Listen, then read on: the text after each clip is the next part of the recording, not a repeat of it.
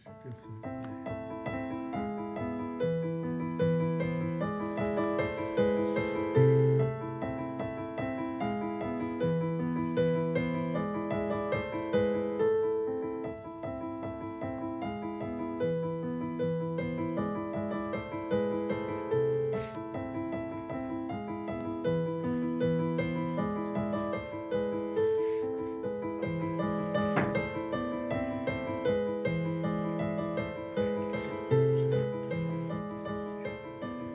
C'est bien antérieur à ce que je fais actuellement.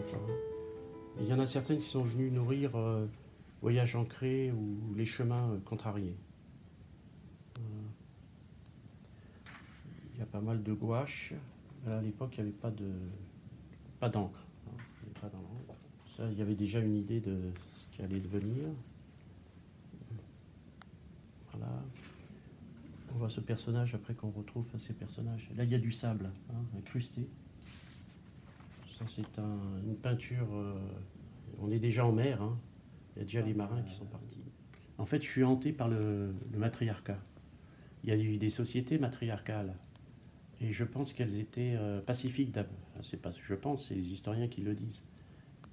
Donc, nous, hommes, on a engendré la guerre. Les armées sont composées d'hommes. Les conflits sont causés par les hommes. Souvent, les femmes sont là pour calmer les belligérants, pour s'opposer. Dans toute l'histoire, il y a eu ça, quoi. On est dans les éléments déchaînés avec des poissons, des bateaux, des oiseaux qui tournoient. On ne sait pas si on est en mer ou dans le ciel. Les symboles, il y a les poissons, effectivement, il y a cet univers marin. Souvent, je peins des univers marins obsessionnellement, ça revient. J'en rêve la nuit, je les vois, je vois tous ces mouvements marins, des fonds, les coquillages. Et donc, c'est souvent un navire sur lequel se trouvent des matelots et qui sont, comme je l'ai écrit, en quête d'une terre nouvelle.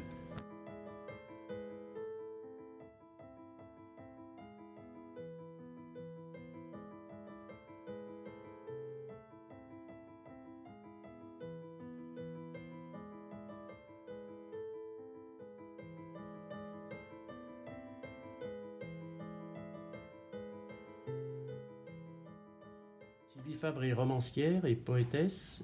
Elle vit en Isère, à Voiron, et c'est une proche de Marc Pessin, l'éditeur graveur. Alors le thème pour le dessin, c'était Nos feux persistent dans le noir. C'était chaque poème m'évoque un dessin, une encre. Le texte me suggère une image.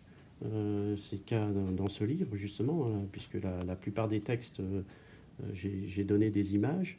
Elles ont donné naissance à des images, et parfois, c'est le contraire qu'il s'agit. On me présente des peintures, et de ces peintures naissent des mots, des textes.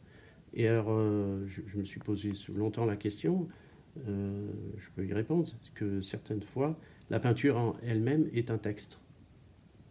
Elle se suffit à elle-même, voilà.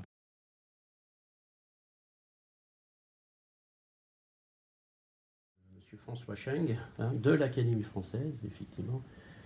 Il est arrivé, François Cheng m'a dit qu'il était arrivé à l'âge de 20 ans à Paris, il ne connaissait pas un mot de français. Il est maintenant à l'Académie française. Il préférait le noir et blanc. Il me disait, ce que je préfère en toi, c'est le noir et blanc. Et pour illustrer mes livres, mes recueils, les poètes que je publie, je préfère le noir et blanc. Alors je me balade toujours avec des carnets. Ça m'arrive aussi, je suis traversé aussi par des mots, des phrases, tout d'un coup.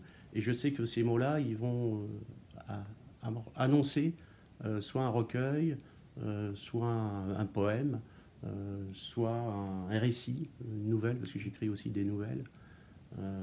C'est souvent des gens qui errent dans la ville, qui sont en général en décalage avec la société, avec le monde moderne. Alors justement, là je dis, à partir de cette page, les mots reprennent leur autonomie, ils quittent en adulte le dessin et les couleurs pour mieux dialoguer avec eux. C'est une décision grave qui s'est imposée à moi le lundi 11 février 2008 à 17h10. C'est d'une précision incroyable.